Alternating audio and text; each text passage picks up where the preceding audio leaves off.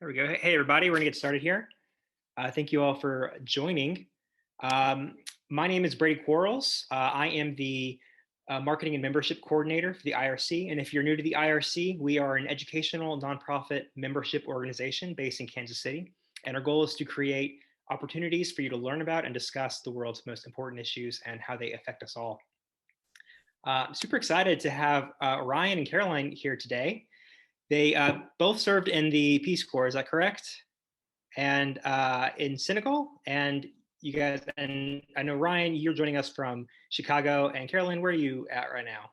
I'm currently in Nashville, but I'm actually about to move to Baltimore for my job. Well, very cool. Well, and we got people joining from all over. So thanks everybody for being here. To make sure that everybody has the chance to be heard, please keep Zoom muted when you aren't speaking. But beyond that, please feel free to jump in with questions and thoughts. At the end this time, we'll have some time for Q&A. Love for you to speak up and any questions. And that goes also for people watching on Facebook. Feel free to drop questions in the comments. And if you have any comments, yeah, like I said, you can put them in the chat box, or you can raise your digital hand with Zoom's reaction options. And so Ryan and Caroline or I will call on you. And if you feel comfortable, now is the time to turn on your video so we can see your beautiful faces. And Ryan, Caroline, why don't you get us started? Wonderful. Okay, thank you. Yeah, as you said, my name is Ryan. I am originally from the Kansas City area, for those of you who might be in Kansas City, and that's your connection. I called Kansas City home for a few years before I departed for the Peace Corps, where I served in Senegal with Caroline, and that's where our language knowledge has come from. So Caroline, is there anything else you'd like to introduce yourself? And I will begin to share my screen.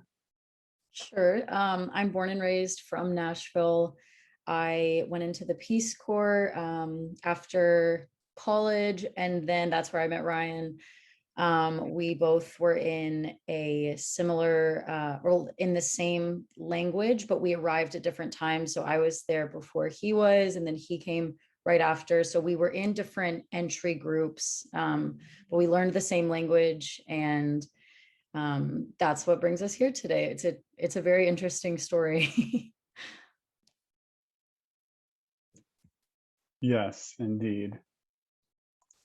Okay, so yeah, hopefully you're aware that today we'll be talking about Malinke or Jaxanke, depending on how you might hear it, or the regional dialects.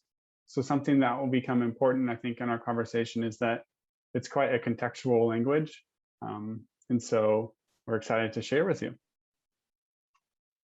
The first thing, though, that we just wanted to kind of open the floor to everyone a little bit.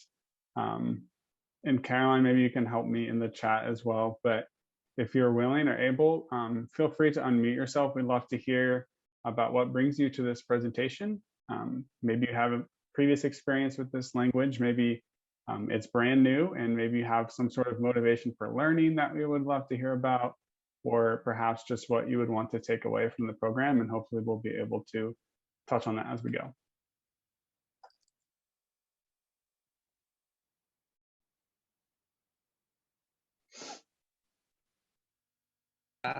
Zane?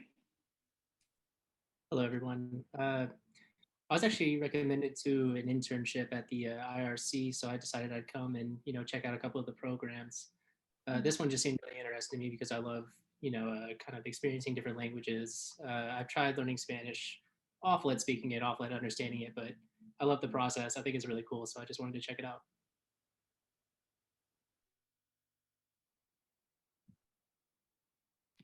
And I'll jump in and say I have absolutely no background at all in these languages. And yeah, I knew that Malinke was a language. I knew that it existed, but that's literally the extent of it. Honestly, that's impressive, because I feel like the existence of it, I had no idea personally until I learned this language. So I think that's really impressive and very cool. Yeah, I echo that. Hi, I am one of the interns for the summer for the IRC actually, and I was recommended for this, so I had no idea about any of this. Love it. I can go next. My name is Chrissy. I'm also an IRC intern this summer. I'm the events intern, so just kind of checking out our events, but really excited. Also have absolutely no background in the language, so I'm excited to learn. Wonderful. Yeah, I have no background. I'm just interested in any foreign language, any languages. So I signed up for almost all of the IRC's lexicon classes. Great. Wonderful. Well, yeah, thank you all for being here, and hopefully we'll have a lot to learn together, perhaps. I think we'll begin just by sharing our own experience, how we came to learn this language and how we have interacted with it. So Caroline, I will have you start for us.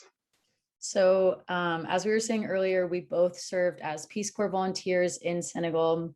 I was a community economic development volunteer in a village near Ryan's, not the same one, but close together. He was actually my closest volunteer maybe for a little bit, which was really cool. We were about 8 kilometers, I want to say, away from each other.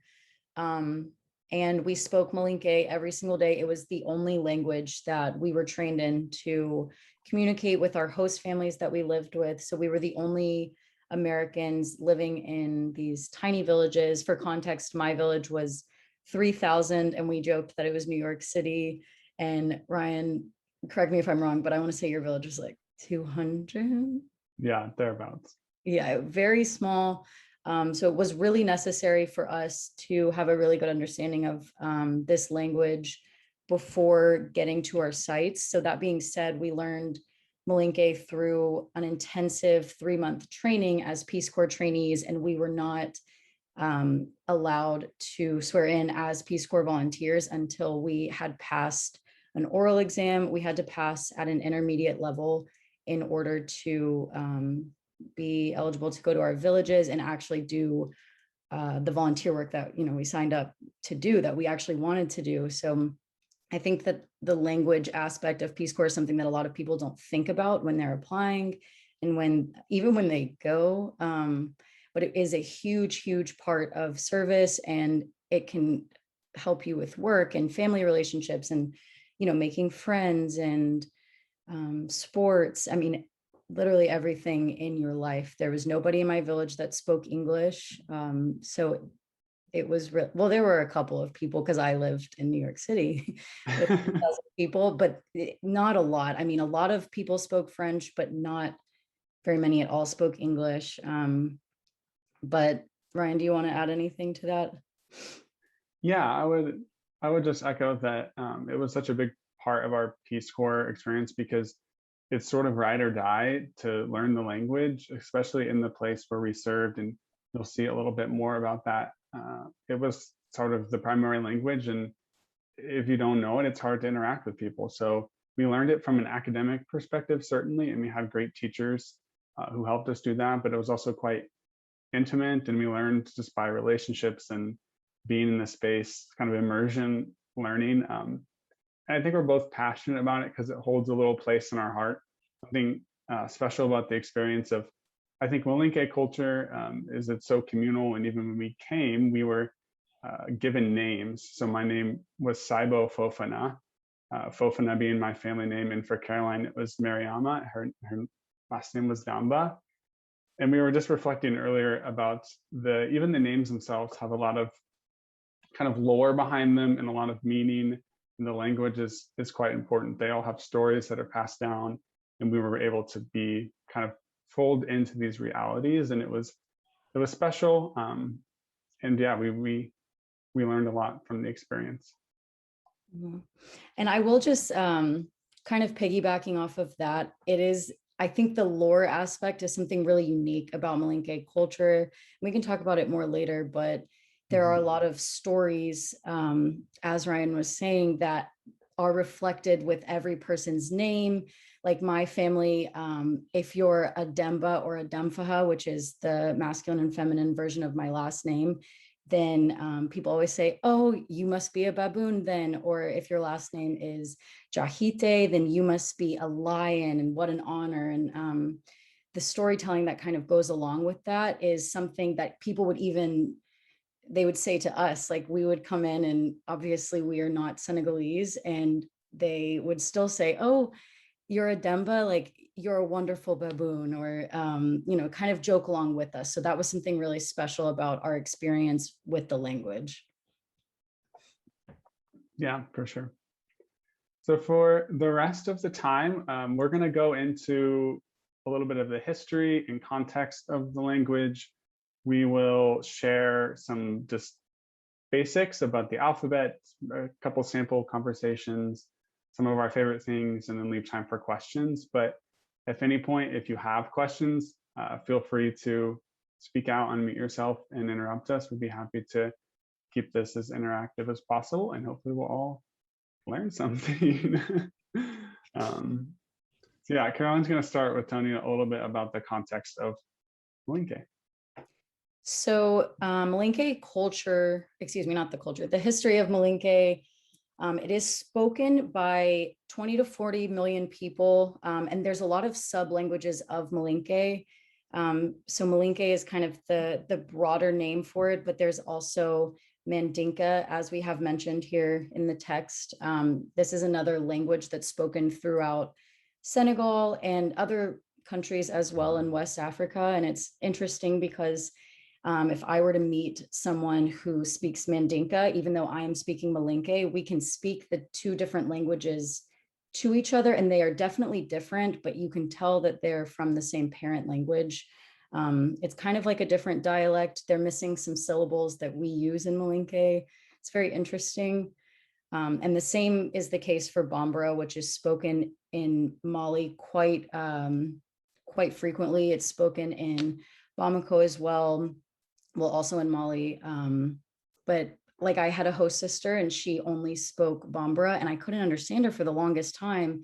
I was like, my language must be horrible. Like, why can't I understand my host sister? And I talked to my host mom about it, and she was like, oh, Mariama, she's speaking Bambara. You'll figure it out. And I was like, oh, okay. So it was close enough that I didn't realize it was a different language, but it was far enough away that I thought she was speaking another language. But that being said, it is a minority language within Senegal. So for context, most of Senegal speaks Wolof. That is by far the majority language. And Wolof is a language that's primarily only spoken in Senegal. However, for example, in my group that we went to Senegal together, there were 60 of us, and only 2 people learned Malinke, and it was me and one other girl, and she lived like 15 kilometers away from me. So it is a really small group of people. It's not within Senegal, but then if you look at West Africa as a whole, it is a larger group of people. But yeah, in Senegal, it's quite small. I would go to the capital, which was quite far, and somebody would be like, oh, what are you doing here? And I would be like, I'm a Peace Corps volunteer. And I would tell them I spoke Malinke, and they would never have even heard of it. And they are in the capital of this country, and they're like, oh, why? And I'm like, you know what, like, let me tell you about it. But they had never even spoken it or heard of it. So it really is minority. It's very niche. You can see where it's circled on the map. That is where we lived, really close to Mali. And then if you look where Dakar is, that's where the capital is. So it is quite a distance. So of course the language is different, but along with that, the culture is different as well.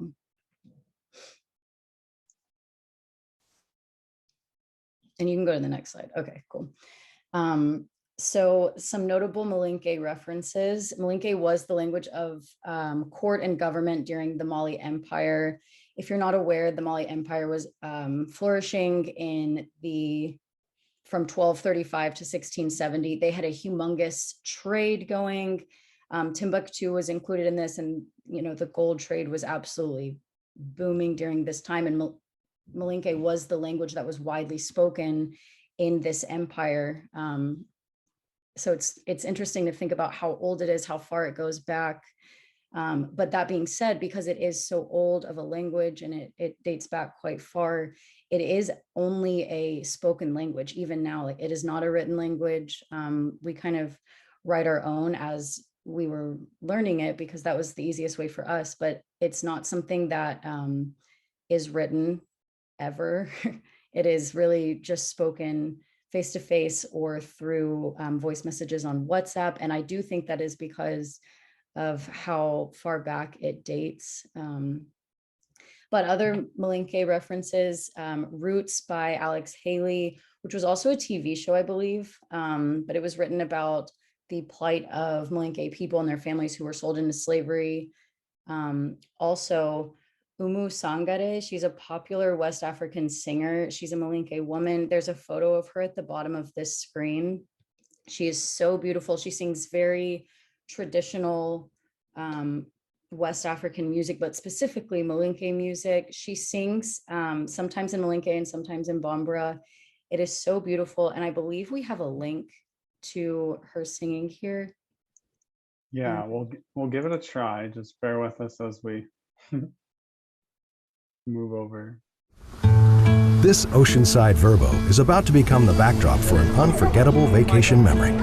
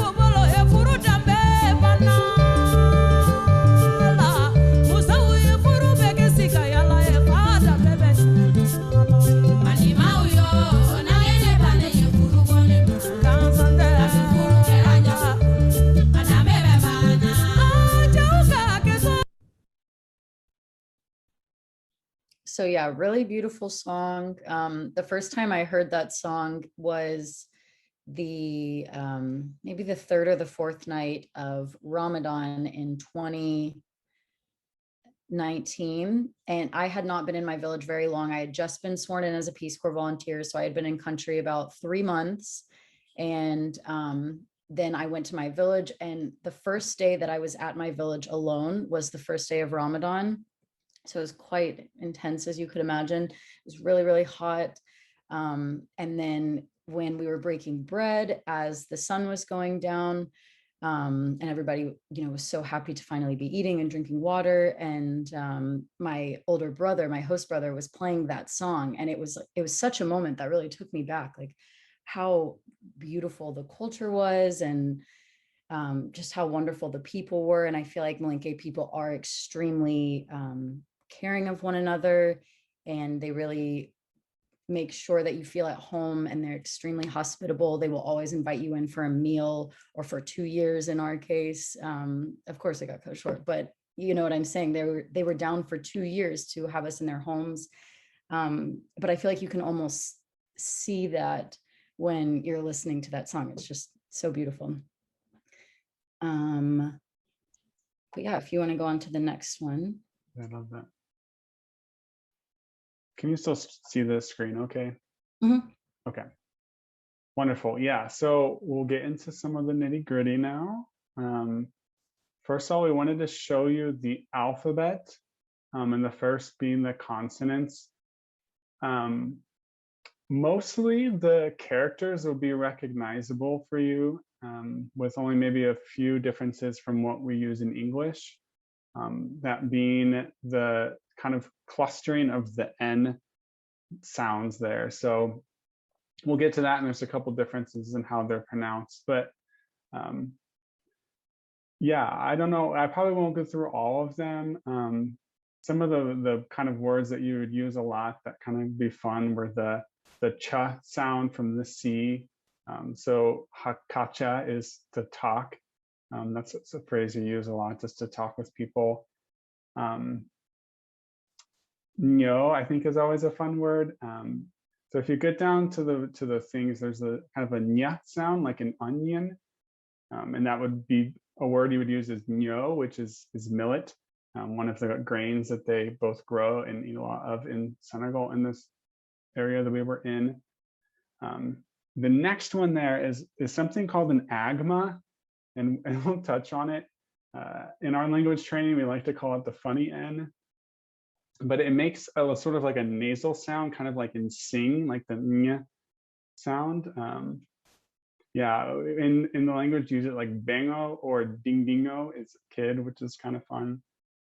So that's a little bit different as well. The R, like a Spanish R, is rolled, which I still cannot do great. No, same here. I'm doing it all, and everyone would make fun of me. So it would be like habara is to work, and it's a little flip on the R, and that's challenging. And of course, our accents already are very thick as Americans trying to speak this, so you get a little bit of leeway. Then the other thing that's probably most interesting is the X character actually makes a h sound, which obviously is much different than English. The example there is hataha, to work, or even if you saw it in our original title, right, Jaxanke, the X becomes an H sound.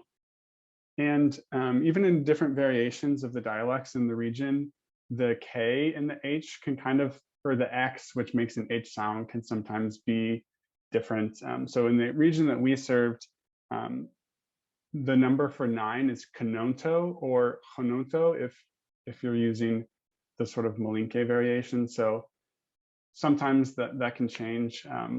But yeah, the kind of X always makes an H sound, and that's quite different as well. But the rest of them you can kind of see follow something somewhat similar to the English characters and how they would be used. Calabante is a word worth mentioning there under the K. To be a joker, and it's quite a fun joke to call someone a calabante. It means they're like, you know, silly or a troublemaker, and it's a fun way to like put a jab at someone.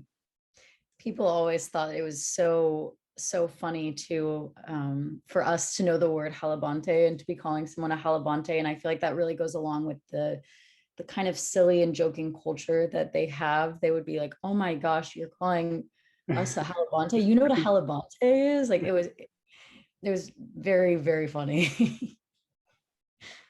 Yeah. And the vowel sounds, again, they're to us a, e, I, o, u, for them a, e, as in sigi, to sit down, or sigirango for a seat. The o kind of takes a habo sound, and then you have the o, which becomes more of a oo, like in boot. And some things for grammar as you're learning this language that can be important if you want to become really good at it. It is semi-tonal in the way that it's spoken and heard, and context becomes very important. So for the word ba, if I exaggerate it, it could be ba, ba, or ba. And it can mean many different things. So ba can mean river, but it can also mean goat. So obviously you want to use the right inflection if you want to be understood correctly.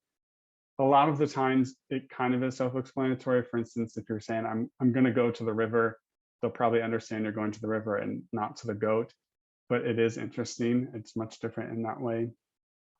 There's 3 different types of verbs used, and there again is that kind of character that is officially called the agma. As we learned it, we would call it the funny N, as I mentioned, to make it easier, but it's a very tricky sound to sort of get right. We always just get it our best. And we see the pronouns there, and then some of the question words, which would be mung for what, Jean for who, minto or ming if it's shortened for where, nyadi is how, tumajuman is when, muna is why, and then juman could be which. And so we'll see a little bit in a sample dialogue how those question words are used as well. I'm just going to jump in right here really quickly also to say verbs. I know it's written on the screen, but I just kind of wanted to describe it a little bit. So the verbs are not conjugated differently for different subject pronouns. So like in English, like I'll say, I go, you go, we go, they go. That's a horrible example. I'm so sorry. But it changes often in English. Same thing with French. If you speak French or any different language, it will change from first person singular to first person plural or something like that. But in this language, it does not change for different subject pronouns, which actually makes it quite easy to learn and to understand when you're speaking with somebody, because you don't have to know exactly who said what, you know which verb was conjugated, and you can kind of pick up pieces from there. Of course, it does kind of raise the question of it is a lot less specific, and that cause problems and confusion down the line. But when you're learning it, it makes it so much easier because everything is the same. So everything in present tense will have the same conjugation, and then all of the subject pronouns for the past tense will have the same conjugation and the same auxiliary verbs. So that really makes a huge difference for any language learner or speakers as well. Yeah, for sure. It is, I think, fairly easy language to learn once you get a hang of it. There are also some differences. Some of the subjects are in different places. So you wouldn't say, you know, I'm studying Malinke. You would say, I Malinke study. Other things that can come up, you have to kind of switch your mindset a little bit. The other thing for grammar, a lot of times it was a French occupied area for, you know, contemporary for quite a while. So there's a lot of French influence as well. And sometimes things get slanged into Malinke and French mashups, which you just have to learn. Mm-hmm. A lot of people who are placed, I feel like, in minority languages, such as Malinke and Senegal, a lot of people do speak French, and it makes it a lot easier to travel. I speak some French. We had another friend who lived nearby, and he spoke perfect French, and it was really easy for him to get around because he only spoke this minority language that nobody speaks outside of our region. But then when he was getting around, he could just speak French all of the time. But then there are cases as well where volunteers will not speak any French and they have a minority language. And of course, that makes it a lot more difficult for traveling purposes, for literally anything, because outside of your region, it's very difficult to communicate. Yeah, for sure. The next thing we'll talk about is greetings, and you'll see some sample text here for a conversation. Greetings hold a very special place in the Malinke language and culture. Most certainly, there are many rules to follow when you're doing greetings, and it can be very easy to be overwhelmed, to get messed up when you first start. One of them being when you greet someone, it sort of necessitates that you know their last name, and you use their last name to begin the greeting, which is beautiful and wonderful. And I think it really is a good way to recognize, you know, who are the people around you and call them by name. But it is a terror if you need to know everyone's names and you're imported into a context where you don't know them. The people that we lived with were so kind and merciful to allow us to learn slowly, but it is quite hard. Also, generally, when you enter into a space I think the rules here might be, hello everyone, how's everyone doing? And you can kind of enter into that space. In a Malinke context, it's pretty important that you go and greet every single person down the line, even if it's the same greeting. Hence why it can get long and perhaps repetitive. But it is important to do to honor everyone that is there. You also sometimes will be asked to greet for the people that you were with previously. So if I was traveling, or if you're traveling from a different area, the people you are greeting where you arrive will surely ask, how are the people that you were just with? And you will be asked to greet on their behalf as well. So it can maybe get kind of cumbersome, but it's quite nice. So we'll try to sample this, if you will, and maybe just translate as we go. I'll take the place of Ryan, and Caroline will be Lamine Fofana, which is very Senegalese and Malinke name. Mm-hmm. So I would start with something like Fofana, Kor Tenante, which translates quite literally to like, is there evil with you? And I could either reply Tenante or Hera Derong. A lot of people will, if they're trying to be quick or use slang, they'll just say Hera, which is peace. So it really is surrounded by, are you in peace? Is there evil? Did evil enter in the night is another quite common phrase. Yeah. There's many things you can go through. One of them you would probably always ask is, how's the family? And the word is Dimbaya. And so the question word would be Dimbaya Bedi. Heredron or Tanantala. Maybe I want to ask if you slept a little bit. Lamin, is sinihotado? Io and sinihota kende. Bente. Mbewotamo. Awa mbewotumo. Just a little sampling of what that can look like. I feel like the way it sounds is quite, it's quite, we would say maybe kiddish in America, or like quite, like it can sound so silly sometimes because it is quite bouncy of a language, and some of the words are they roll off your tongue almost. It sounds unreal to hear. It's when people are going back and forth really quick, it's so beautiful, but it's also so like, whoa. Yeah, for sure. And you'll see some of these repeated will follow the same pattern, but this may be a little bit what you would touch on if you were just to introduce yourself and meeting someone for the first time. Kore tenante. Tenante. Itoho ndi. Ntohomu Ryan Leti. Itedu. Ntohomu Lamin Leti. Ijimongdi. Njamungomu Fofana Leti. Ibotaminto. Mbota Kedugule. So Kedugu is a city that was nearby. Yeah, so you can see some of those question words from before, probably the pronouns that are used. I think something to touch on really quickly, and I don't know if there's an example in this slide, but because it's not a written language, it's quite hard to say how it's exactly written.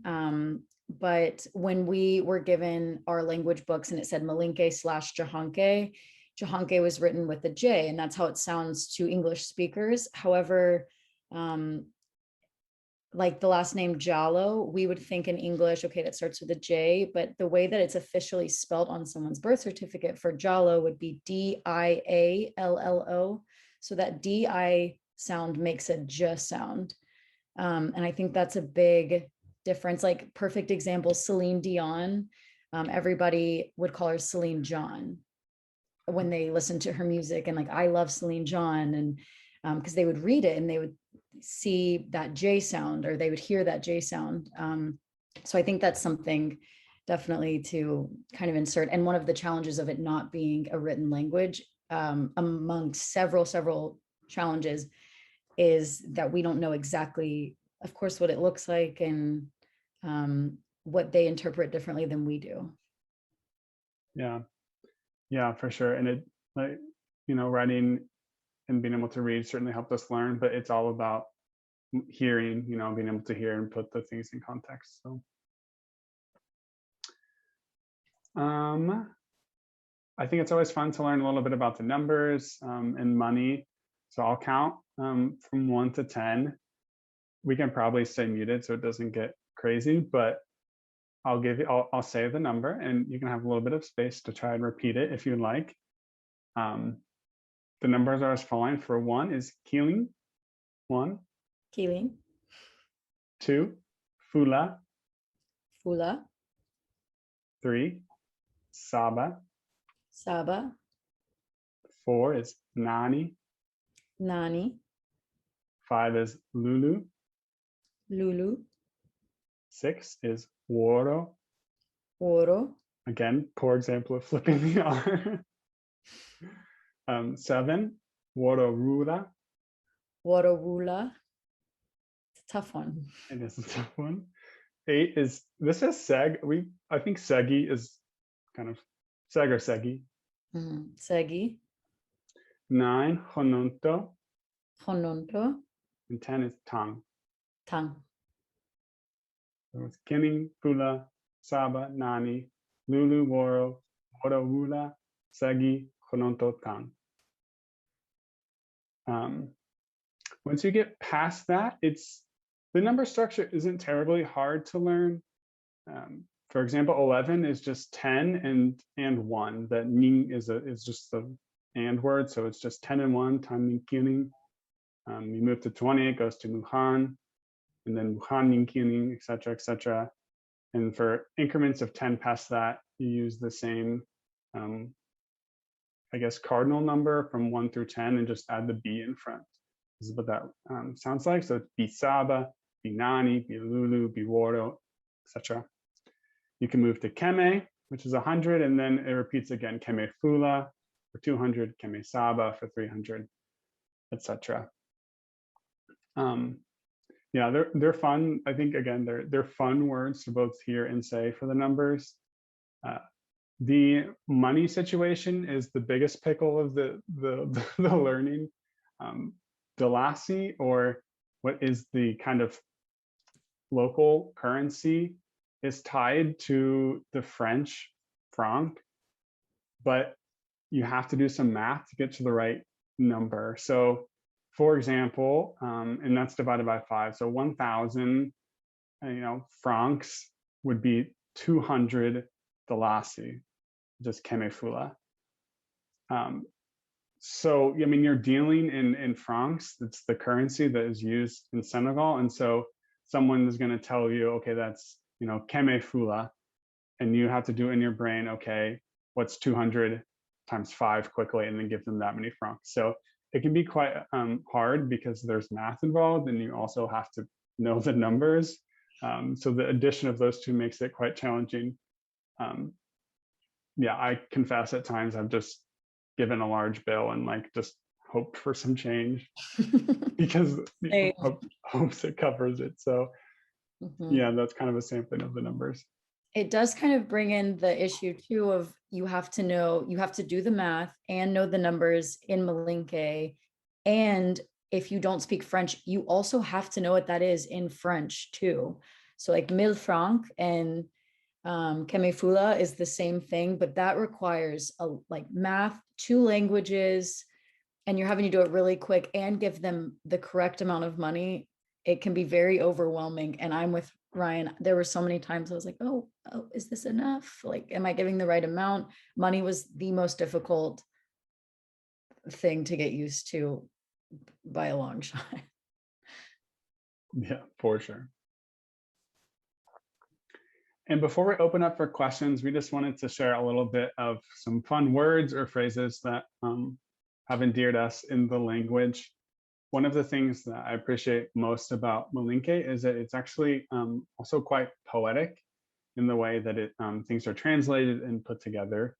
So for example, your nyada is your face, which is actually 2 words, nya for eyes, and da, which is door.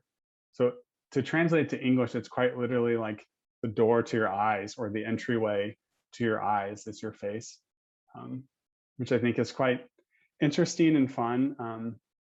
Another kind of iteration of that is to ask someone how old they are. You would say, Sanji Jelu Be Bulu.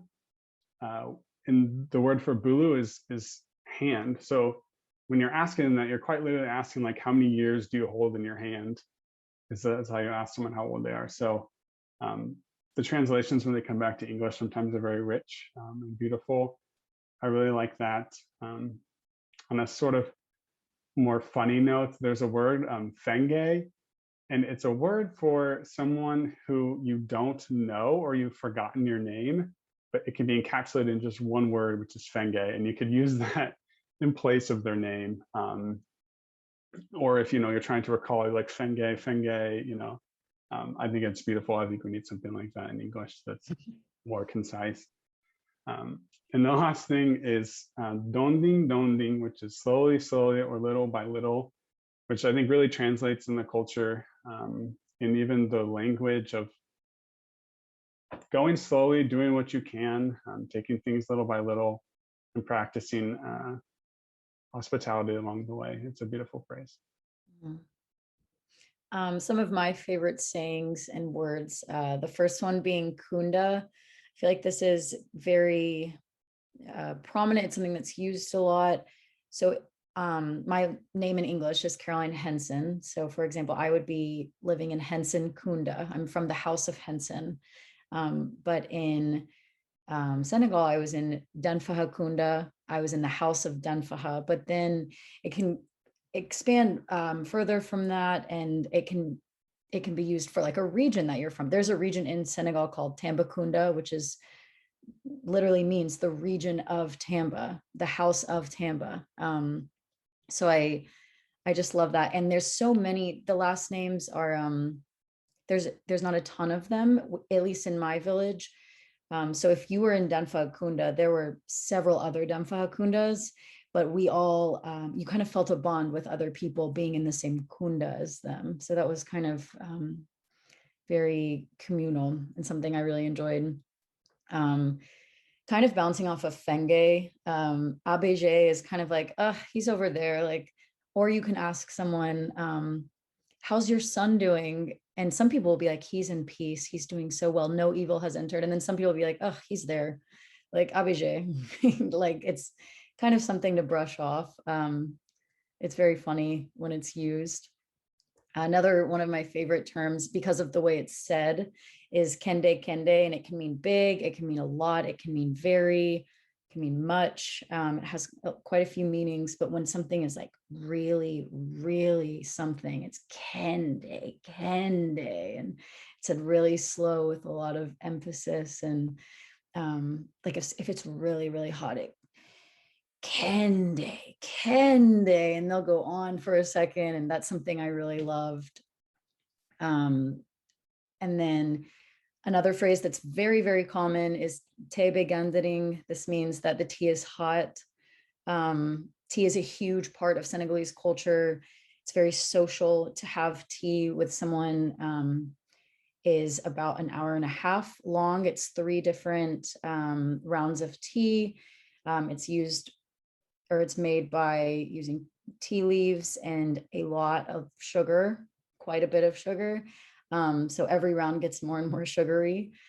But you want the tea to be really hot. And if it's prepared well, it's almost synonymous with the tea is hot. So if someone says, oh, how's the tea? Like the tea is hot, that means the tea is really, really good.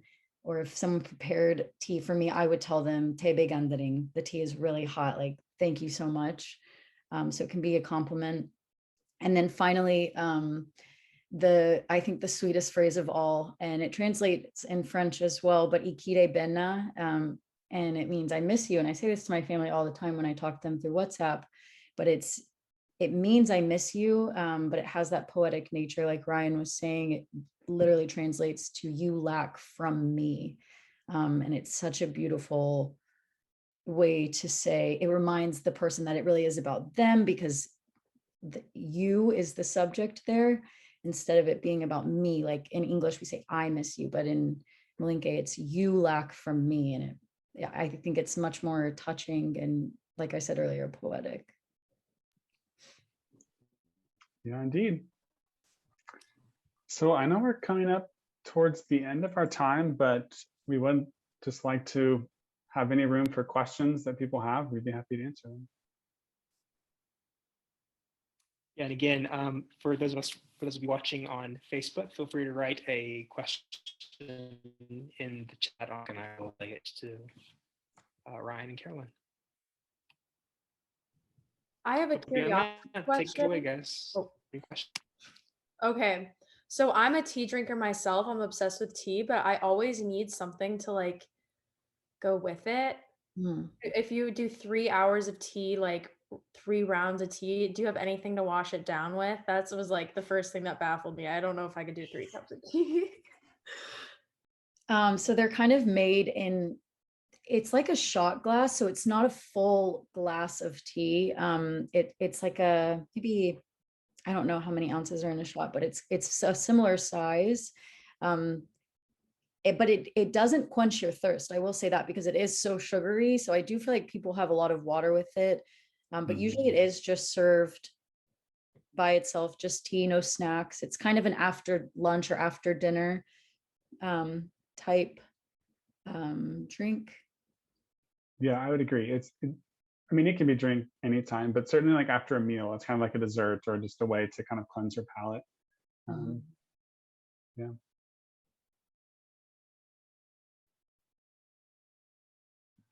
Zane?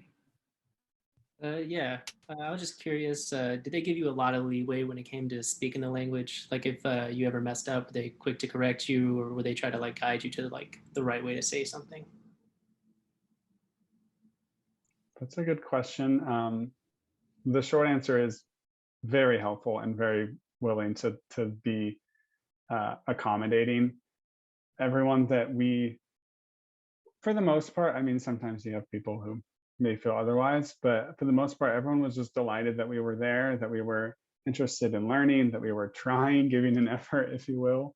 And I think there was some people who were interested in helping, some people who weren't interested in helping, but most Peace Corps volunteers really find an ally in someone who will, you know, bring them aside and help them learn. If they said something slightly wrong, maybe they'll correct you or something. But yeah, I had a positive experience. I don't know if Caroline would add anything. I definitely had a positive experience. I feel like the phrase that we just spoke about, dondin, dondin, if I would get frustrated if I couldn't say something, whether it be at the beginning of my service or 13 months in, and somebody would look at me and be like, Mariama, dondin, dondin, like I am not Senegalese, I am not Malinke, but they would really appreciate just that we were trying and making an effort. That being said, though, I will say that I think Senegalese people tend to be more blunt than Americans are. And so if you really mess something up, and it would be kind of in a funny way, not a mean way at all, they would be like, you don't speak Malinke. And I would sometimes be like, yes, I do. And sometimes they'd be like, you're right. Like, I don't. But people would always be kind about it, though. It would either be a joke or it would be like, be kind to yourself. But yeah, definitely a positive experience with that. And we have a question from Ross in the chat. It says, thanks for the fascinating talk. Were there any concepts that didn't have an analog between the two languages? Things that would get lost in translation? Yeah, that's a great question. Do you have anything you are immediately thinking about, Caroline? I'm trying to think. I feel like there's a lot of body language that could get lost in translation. Of course, because it's not language, but I do think that body context can be a big part of any language. There's also a lot of sounds that I find that Senegalese people will, or not Senegalese people, Malinke people specifically will be making when they're talking. If they're disapproving of something, they will just kind of like, oh, what are you doing? Or if you're having an argument with somebody and someone says something that they disagree with, they'll kind of click their tongue at you and just almost shoo you away, like, just like, no. Like that can be kind of hard to describe.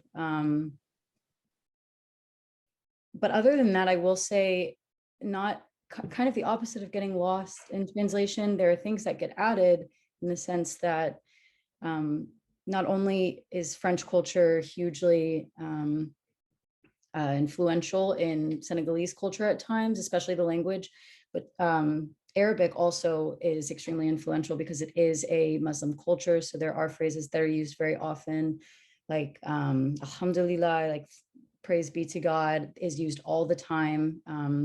Even if you do something as small as burping, and I would burp, and which is not rude in that culture. And somebody would say, oh, Alhamdulillah, like thank God, thank you, God, we have enough food to eat that we can burp, which again is quite poetic. They also say things like mashallah, like, oh, how sweet. And that's Arabic as well. Ryan, can you think of anything else? Yeah, I'm not sure that it's like directly related to translation. I think expressing emotions is obviously like the hardest part of any language learning and mastering a second language. I think sometimes it would be hard for me to be able to do that because there was just limited vocab, and sometimes that's thought about a little bit differently. So yeah, if I think of a better example, I'll try that. We are running close on time. Any last questions? And if not, I have one.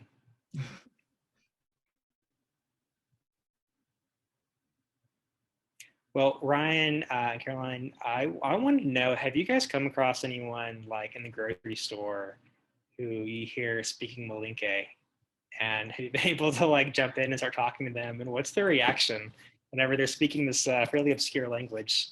And then there's just some random person here in the States or whatever who's just is able to speak it.